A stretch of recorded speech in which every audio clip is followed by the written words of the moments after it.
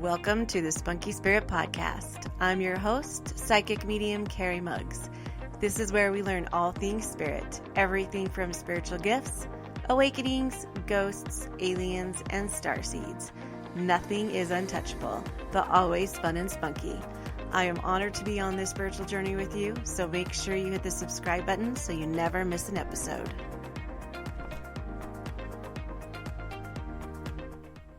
Hello, and welcome to this episode of the Spunky Spirit Podcast. I am Carrie Muggs, and this week we're going to talk about the spiritual journey. And I think I've talked about bits and pieces of my spiritual journey to my listeners, but I don't think I've ever talked about the whole process or when it started or how it started. And so I'm going to kind of talk about that day because I really feel like there's a lot of people going into their awakening, or a lot of people are starting their spiritual journey. And so just so you know, not every spiritual journey is the same. In fact, they're all different, and that's what makes them so cool, is we each have our own journey. But it would be nice to pick up, you know, if you resonate with my story a little bit, then you don't feel so out of place. And just know too that if some of the story that I tell doesn't resonate with you, that's okay too. It's everybody's spiritual journey is their own. And sometimes we don't hit that threshold until we lose a loved one, or sometimes we don't hit that threshold until we have something drastic happen in our lives. So this week we're going to talk about a spiritual journey. But first, I just want to make sure. The only thing I have coming up actually this week is nothing. I think I have my class on Saturday, but I think it's pretty full.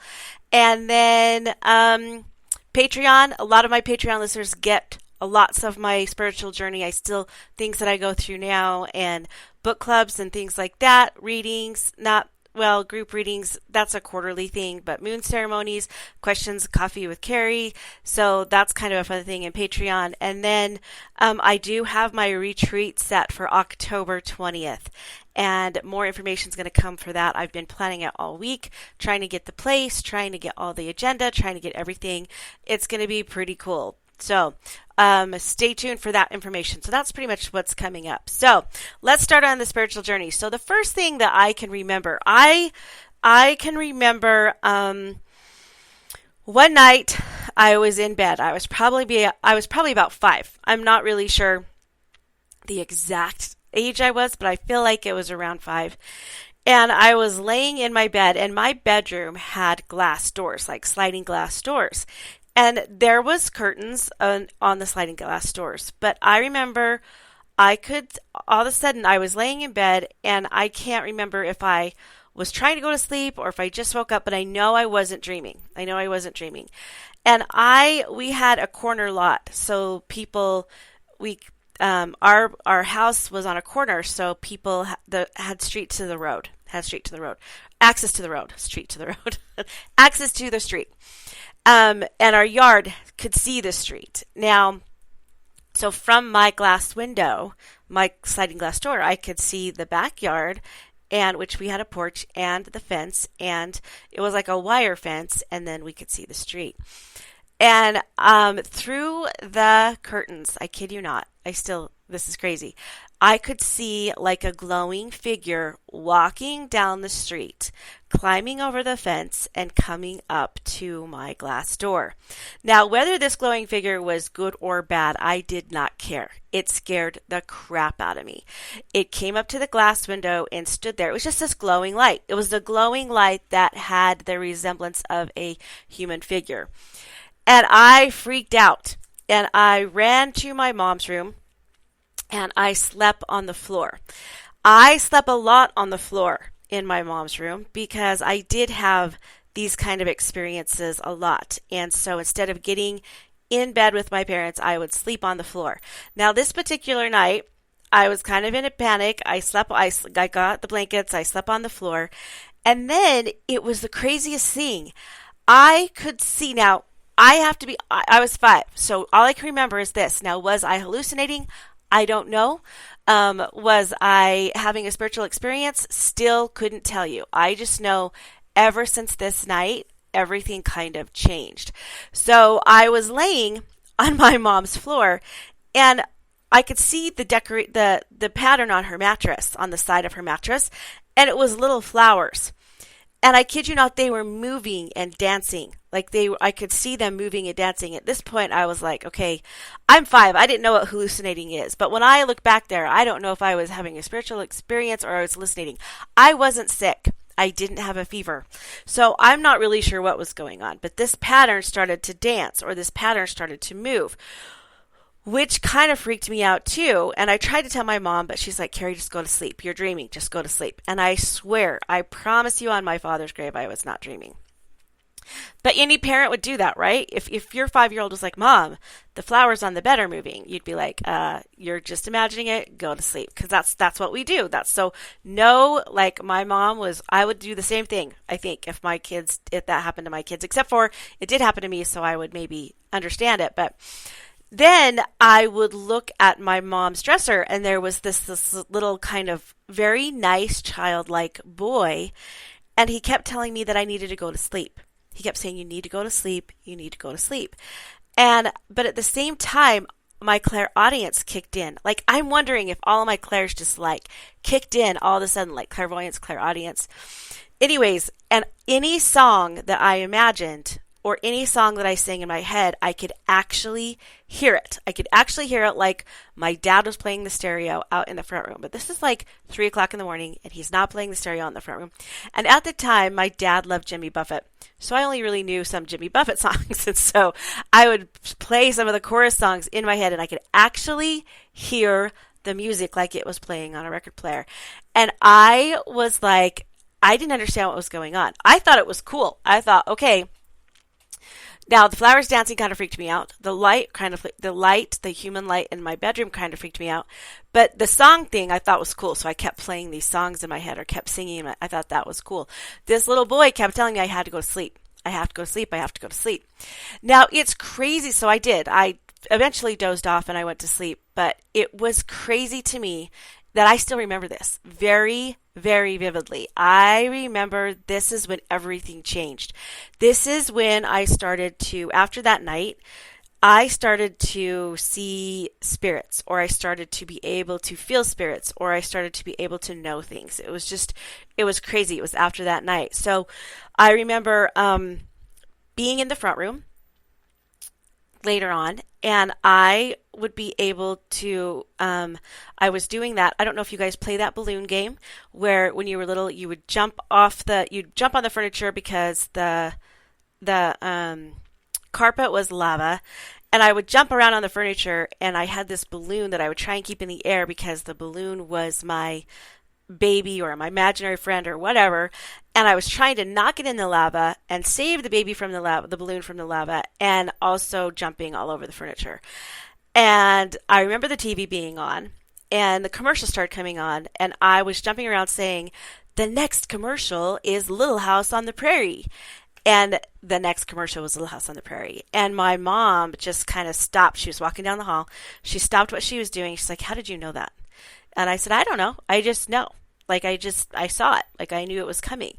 And I could tell, I mean, she wasn't by any means mean. I love my mom to death. But I could tell it was a little off. Like, it was a little uncomfortable, a little awkward. And I kind of remembered that being my first, and then with the flowers dancing, and it was just being my imagination.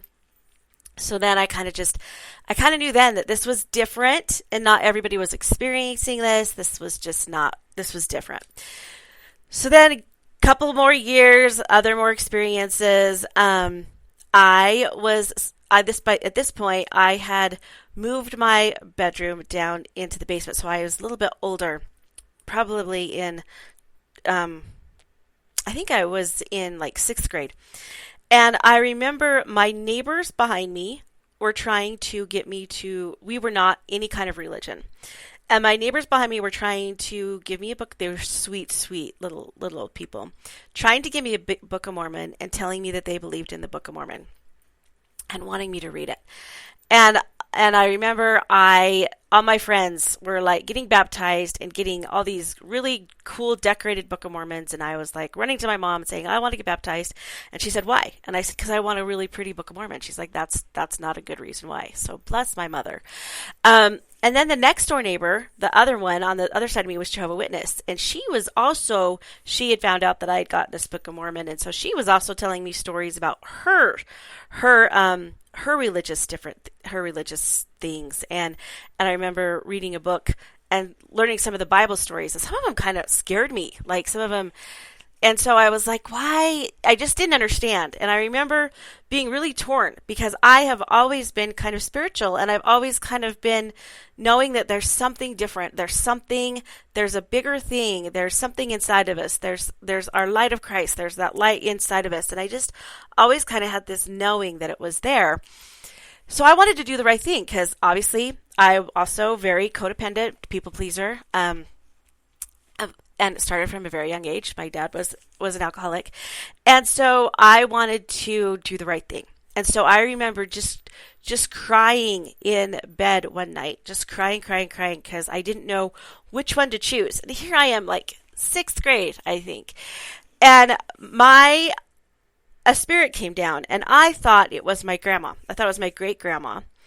And I don't know now to this day if it was my great grandma or if it was my guide. I don't know. I couldn't tell you, to be honest, but she's beautiful, beautiful spirit. And she kept telling me it was going to be okay, that I didn't have to choose, that that's not what it was about. And so and she had to come like 2 or 3 times because I just kept having this dilemma that I wanted to do the right thing. And so that was another experience that I had. And then I will admit that basement was pretty scary. My cousin, who is also pretty intuitive, also had some experiences in that basement where my bedroom was that were pretty scary too. I think that because here's the thing, and I know there's lots of different beliefs out there, but I got to tell you what I know, and I say this all the time. With every level, like every level up, so it's like every level comes, and I say this with the nicest, but with every level comes the devil. So every time and I don't really think it's the devil, but I think that there are lower frequencies trying to stop us from moving up. They don't want, because here's the thing, when we higher our frequency, then others around us higher their frequency too. And so when you have a frequency raise, then others around you are going to have a frequency raise, or you're going to affect other people, because the more we raise our frequency, the more the collective raises its frequency. So these lower frequencies, they don't want us to raise our frequency. They just don't. And so I feel like I was kind of also, every time I would have a raise in frequency, I would also have this other side trying to stop it. But here's the thing that I do not know for sure. Is this your own insecurities, your own feelings coming out and trying to stop it, or is this something outside yourself that's coming to stop it? I cannot answer that. I have an opinion that I think it is something outside of ourselves, but other people would disagree with me. So you get to make your own decision on that. So then when I was in high school, I went to Idaho Falls High School, and I could tell that's an old high school. Lots and lots of spirits in that school. I think Pocatello High School is pretty haunted too, but I could feel this. And also too, I got to the point where my friends, I would just know things. And my friends kind of tapped into it a little bit and sometimes not. But I remember one of our friends was pregnant, and I kept saying, I think she's pregnant. And I wasn't gossiping. I was just like, I think she's pregnant. I think she's pregnant. And my friends were like, no. And I'm not kidding. Like 2 or 3 weeks later, she did come out and say, I'm pregnant. And so I just knew things before they happened. I kind of just knew when my boyfriend was cheating on me. I tried to look past it, but I just knew. Like I knew something was up. Like I just would know things. And so during this time, I also drank a lot because for me, drinking would numb it or make it so I couldn't feel it as much because I wasn't using my clairvoyance as much or my clairaudience as much. It was the feeling part. I was doing my clairsentient. And when I drink, it kind of shuts down the feeling part. Now, my claircognizance was still kind of on, but my clairsentient was kind of when I would drink, it would diminish. Now, is that true for everybody? No. I've had lots of my students say that when they drink, they actually are more relaxed and they actually can have more spiritual experiences. I've also had a medium say that when she was an alcoholic and when she had her addiction, she actually could still communicate with spirits, but she she communicated with some lower frequencies more often. So it's everybody's different, and that's what I want you to know about everybody's spiritual journey. We are all different. There is no right or wrong about this. There is no set way it has to work. So just because mine happened, I believe we all have it. We all have the gift of mediumship. We all have the gift of psychicness. Honestly, and I'm going to talk more about this later on is mindset. It's your mindset. If you believe you can do this, you can. If you have the mindset that you're good at this and you have the confidence in it, you're going to be that. If you have the mindset and the belief system that this isn't true and it's not, then you're going to struggle with that. So you have to just know and believe that this is true, and you're going to, and have the mindset that this is going to work for you. So, high school, I drank a lot, and then because I was trying to numb it. And then I kind of felt like so my dad was an alcoholic, and I'd had all these experiences, and I had kind of learned throughout or been taught that this was kind of an evil thing. It was kind of an evil, or that's the assumption that I had brought. Nobody came out and really said, this is evil. Some people were kind of uncomfortable with it. So I had just assumed it was evil. Kind of reading the Bible, it kind of made it sound like it was evil. So then I wanted a completely different life. I wanted something. I love my dad, and he was such a great man when he wasn't, he was a great man when he was drinking and not when drinking. He didn't have a mean bone in his body, but he was exceptional when he was sober. And, so anyways, and I just saw what my parents had gone through my whole childhood. And so I didn't want that. So I went to the whole other extreme, and I joined a church. I got baptized in it, and I became so kind of almost holier than thou. Like, I just was like, I had to be perfect. I had to do all the things for God. I had to live it. I didn't just go in half-assed. Like, I went in, I got to do it all right. I got to do. And so because I thought that what was happening was evil, and I didn't want it to happen anymore, and I didn't want my husband to be an alcoholic. So I just thought if I joined this church, then the evilness would go away, I would be saved, and my husband couldn't be an alcoholic. And just so you know, religion doesn't save you. It doesn't change people. It's just a religion. People still have issues. People still have problems. Just because somebody's a certain religion doesn't mean they're not going to be an alcoholic. Just because somebody's a certain religion doesn't mean that they're not going to cheat on you. So most of the marriage, it was pretty, I was married for 15 years, and the first 10 years were probably pretty good. It could have been better. I was alone a lot, and I kind of just shut my gift down. But at this time, I was raising 4 kids very close together, and I was tired all the time. And I did have a few experiences with my father after he passed, and some of you might have heard those experiences. I woke up and I went upstairs and he was standing in my living room, and he wouldn't talk, and I didn't understand that. And now I understand it's because they talk in signs and symbols, and sometimes they don't talk when they're right in front of you, or when they're right there. And then also too, I had the Christmas tree experience with him. If you listen to my Christmas podcast, where he I was struggling not as a single mom yet, and he fixed the Christmas lights for me. So I had a couple experiences with my dad. And then we moved back to Idaho Falls, and all hell broke loose. Started to have some severe problems with my marriage. There was lots of other women involved. They would come to me and tell me, and I just kind of had a major breakdown. And that's when it all just came crashing down, and all my spiritual gifts just like, I couldn't tap in to my own stuff. But then once I started to, once the healing started to happen, so the marriage broke down, everything fell apart, and then I started to heal. Once that started to happen, and I started to, because in my marriage I was all about what he wanted. What my favorite color was his favorite color. I liked baseball because he liked baseball. I did these things because he liked it. I was this because he liked it. And I wasn't me.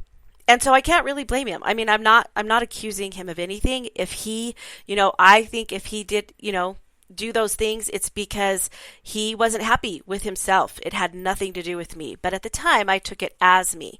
So this was a huge part of my growing experience and my spiritual experience, because once I got out of that marriage and I started to be me again, and I started to be my true self, and I started to heal from that, and I started to have my own favorite color, and I started to have my own favorite things, and I started to do my own thing, then that's when my gifts started coming back like full throttle. And I couldn't stop it. I couldn't stop it from happening. It was just like I didn't have a choice now. I'd buried it for so long, and now it was just happening all of a sudden. And so that's when I started kind of doing readings on the side, like for my friends and family, and I would do it with cards at first, and I would just know things. I would just see things and know things. And my kids started having experiences too. When I was a single mom, my son would have some experiences and my daughters would have some experiences. And we would see certain things in the house or certain situations, and so then this is kind of when my faith also started to deteriorate, because some of the things I was seeing and some of the things that spirits were telling me when they were coming through in some of the readings were not parallel or existence with the things that I believed in this religion. And so, and I'm not saying that you have to, if you're a religious person, I do not want you to leave your church because of my experience. You have to have your own experience here. You have to have your own testimony here, not mine. But for me, this wasn't the right direction. Now, for somebody else, this could be their journey on earth is to be part of this thing or part of this religion. But for me, it wasn't. And so, it's just whatever makes you happy, whatever spiritually makes you happy. And at the time when I was involved in this, it made me happy. Like I could not ever see me ever leaving this particular religion. But then when I started doing readings and things started coming through, they just didn't match up. And it just didn't make sense to me. And from what I was feeling inside, because you will notice when I do my teachings, I don't teach a lot about crystals. I teach about some modalities, but I believe that everything you need is inside you. Everything you need is inside you. You don't need extra books. You don't need extra crystals. You don't need their help, and they do guide. But you have your spiritual journey consists on everything you have inside, and your belief system, and you being you, your journey to you. So kind of your spiritual journey is really about you accessing you and you accessing who you are, unapologetically being who you are without caring what other people think. Now, this was huge for me because my religion had become a huge part of my life, a lot of my kids' life, and so I felt like a imposter. I felt like I had taught my kids this, I had done all these things, and now I even got married a second time. And my gifts started coming out, and I got married to him knowing that we were part of this religion. And suddenly I could see myself falling out of it. I could see myself seeing different things that I no longer felt were on my path or that I believed in anymore. And so I started to kind of go in my own direction. And that was so hard spiritually inside me. Like it was chaos. It was, faith crises are no joke. They are hard because everything it's like everything you've ever believed in just falls apart. And so I started going through this faith crisis journey, but all at the same time, I was kind of quietly being an in-closet medium, and I was doing readings on the side, and I was doing readings for a lot of my clients in North Carolina and a lot of on the phone. I wasn't doing very many in town or where I lived.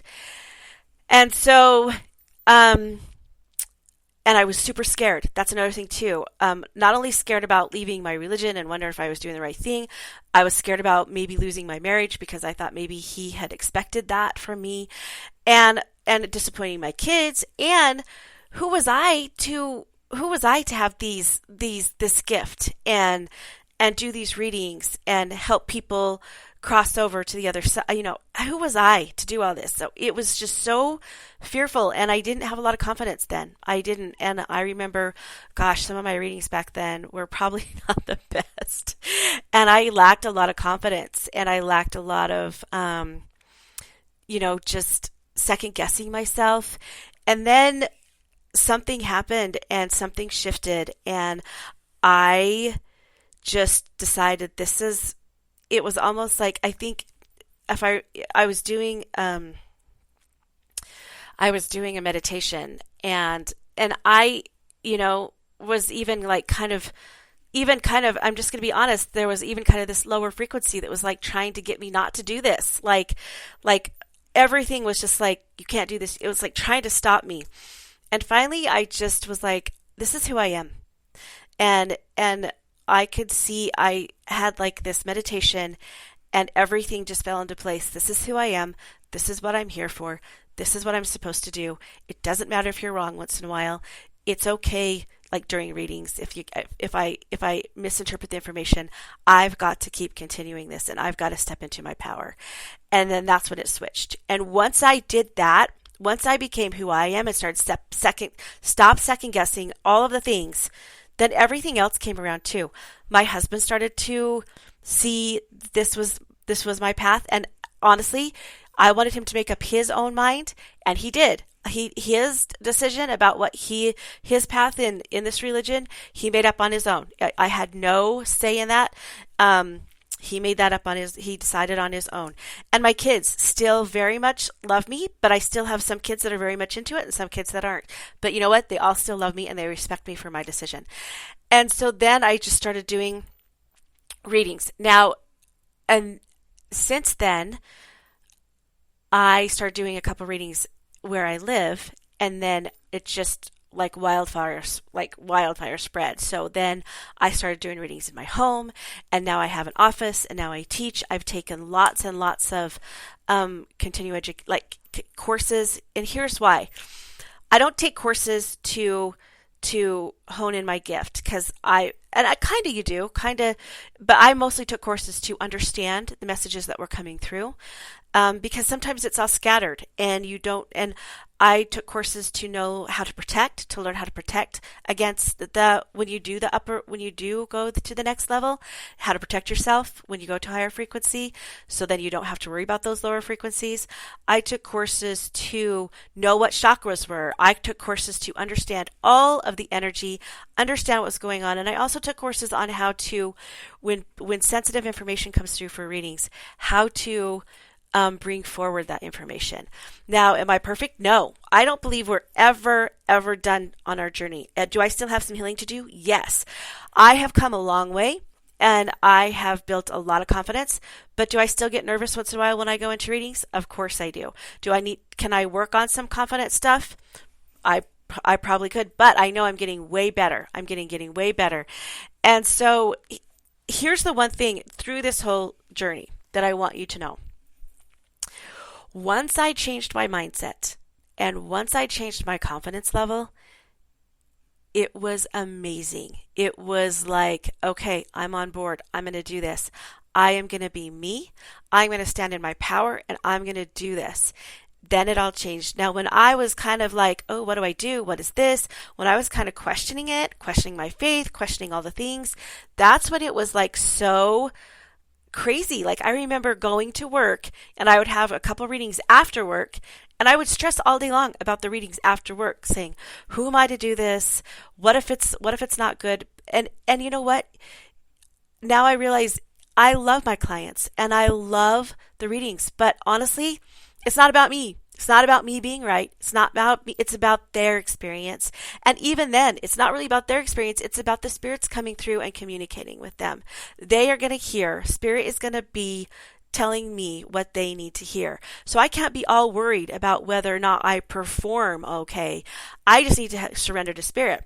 And so that's what I've been doing this last couple of years. I've been working on my confidence, and I've been working on stepping into my power, because mindset, and I know that you hear this when people talk about businesses or they talk about money. It's all about your mindset. Same with Spirit. If you don't believe you don't have this gift, you won't be able to do it. If I don't believe I'm going to have a good reading, I won't. It's all about what I believe. If I don't believe that I'm going to receive names in readings, I won't receive them. I totally believe I'm going to, so I will. And if I look at another medium and they're performing and I'm like, oh my gosh, I wish I could do that. I wish I could do that. Then that's deteriorating me. Like, I look at them and think, I can do that. I can do that. And it's not being arrogant. It's being confident in your spiritual gifts and your spiritual journey. And I believe everybody has this gift. I believe everybody's psychic. I believe everybody has this gift. Everybody has mediumship capabilities, administering to spirits. Everybody has the gift of manifestation. Everybody has the gift of miracles. Everybody has these gifts, but some of us have them stronger than others, different gifts, and that's okay. But the more you practice, the better you get. The more confident you are, the better you get.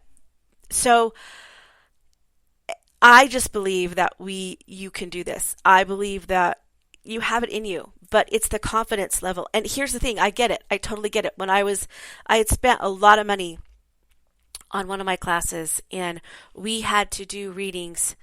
For some reason, I thought I was already booked out, but for some reason, I thought that if I had a certificate that gave me permission to be a medium, that would change everything. It doesn't. It doesn't. So if you're trying to take classes to get certified, don't. It's no one. Who's to say you're good enough? Who gets to tell you? You've heard me go on this rant before, so I'm just going to kind of stop right there.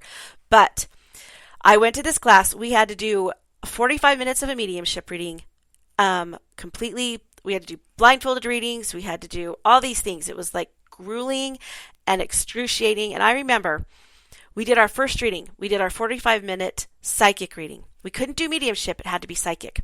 And I remember doing this reading, and my client, there's 20 mediums in this room. And so there's you're picking up everybody's energy, right? And their logic was, you have to do it because what if you're in a situation? If I'm in that situation, I'm not going to do it. If my client's not going to get the best abilities, and please bear with me if you've heard me go off on this. But anyways, I was doing a reading. The person in front of me, she started crying, which I knew I was accurate. They're not supposed to show emotion. They're supposed to just look at you with a blank face. They're not supposed to show any emotion at all. And so I was spot on. And so the instructor or my mentor came over and was handing her tissues, and I went to grab the tissues for her, and my instructor got mad at me and almost flunked me during that because I wanted to hand the client that I didn't even know a tissue. And I was infuriated. I was like, this is so ridiculous. I don't even know why I'm here, because you know what? This is not real life. This is not really how it's going to be. And if I'm going to be graded on showing generosity, then I mean, you're going to hear me go off for a minute. Then we went all into the back, and the instructor came out and said, I read some of these and they're not very good. You guys need to step it up. That's when I knew I was done. I should have just walked away. I should have just walked away right then and there, because you know what? Who was she to tell me I was good enough? And you know what? When I got my scores back, I got a 10 on that reading. Now, I was so pissed off and so mad that when I went back and did my next reading, I just was laughing the whole time and made the whole thing up because I was so mad. And I still got a pretty good score on that reading. But you know what? That's when I transitioned. That's when I was like, I am me. I can do this. I don't need your permission. I don't need a certification. I bet you most of my clients out there, or almost my listeners, didn't even know that I was certified, because who is to say, and you know, who gave me that certification? Who's to say that she can do that? Who gave her the permission to give certification, right? So anyways, I'm kind of going off, but that's when I changed. That's when my confidence level was like, okay, you know what? Screw this. I'm good enough. And they called and they said I passed and but I was kind of mean. And I was kind of like, okay, thanks. I don't really care, because you know what? That certification didn't change my practice at all.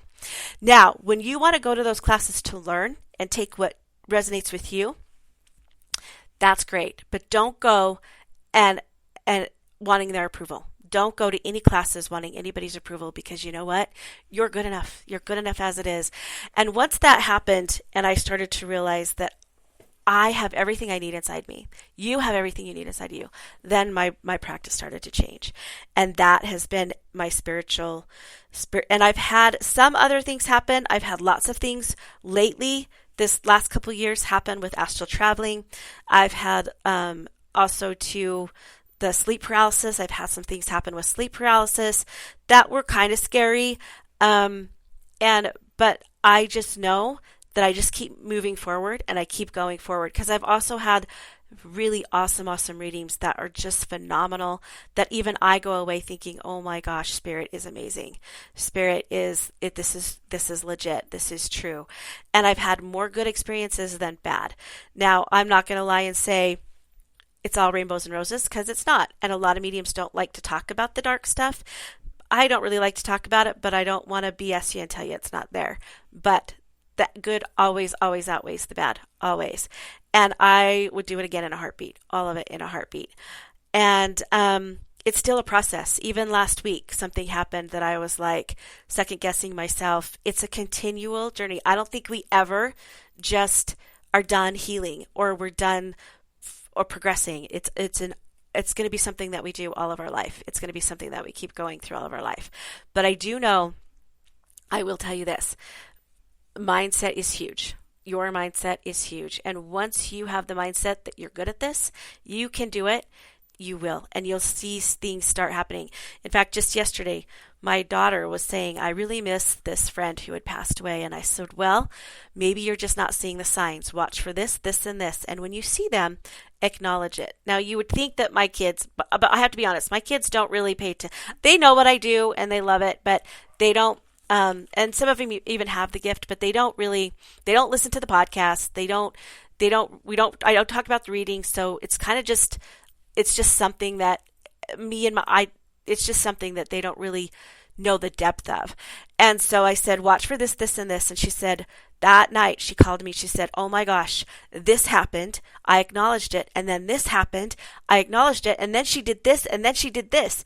And I'm like, it's because you knew it was real. You knew it was legit. You kind of expected it, and you acknowledged it when it happened. And so because she believed at the beginning of the day that it was going to happen, and she had that mindset, it happened. And that spirit came through for her. Now, I believe this can happen for anybody. I feel like, and what's really hard though is when you tell people that, and then so they expect it, and then nothing happens. And I don't want to tell people they're doing something wrong, but there is a block. There's got to be a block, because I've never known Spirit not to come through. So there's got to be some sort of a block. And I'm not telling you it's your fault. I'm not telling you you're doing something wrong. I'm just saying look harder. But here's another thing too. If you look too hard, sometimes you won't be able to find it. If you try and make it too difficult, sometimes you just got to relax and let it happen. So that is kind of where we're at now today. And has my spiritual journey ended? Like, is it like done now? No. I feel like it's just beginning, kind of, like I feel like I'm on this new big threshold and there's new things coming, and Spirit has lots more plans for me. So I just know that there's going to be lots more frequency raises, and I'm excited for it. I used to not be excited for frequency raises. I used to be too tired. I used to be not feeling good enough, or I used to feel like, why me? But now I'm like, bring it on. Bring it on. So you just get that mindset. It's all about mindset on your spiritual journey. Believe in yourself and do lots of mirror affirmations. Look at yourself. Tell yourself that you're good enough. Tell yourself that you deserve these spiritual experiences, and have the mindset that it's going to happen. Don't have fear. Don't have fear. And I know that that's like not entirely 100% possible all the 24/7, but it is if you work harder on it every day. So just like business, just like money, just like anything, it's all about your mindset. All about your mindset. So your spiritual journey will be more enjoyable and more fun and more exciting if you think of it as an adventure and you change your mindset to this is going to be good. This is going to be awesome. I can't wait to do this next step. And I promise you, it's so worth it and it's so amazing. And so that's kind of my whole spiritual journey from, I'm sure there's like lots of little things in between, like when my grandfather died and he came through and I wrote a letter, but I think I talked about that in another podcast episode. Lots of other experiences. My great grandma did come through with my great grandfather at one time, and they stood at the edge of my bed and let me know that they were fine. So lots of other different experiences too, but these are the ones that stand out the most. And lots of just listening to my intuition and following my gut and being who I am was really the biggest part of this journey. And so I really want you to do that same thing. Dig deep and figure out who you are and be part of you, because that's what the spiritual journey is about. Once you step into who you truly are and you acknowledge that and you accept that, then your gifts are just going to come flooding in. So I hope that helps you guys. I love you so much. And next week we are going to have a special guest. It's going to be awesome. So stay tuned for that. And I will see you guys next week.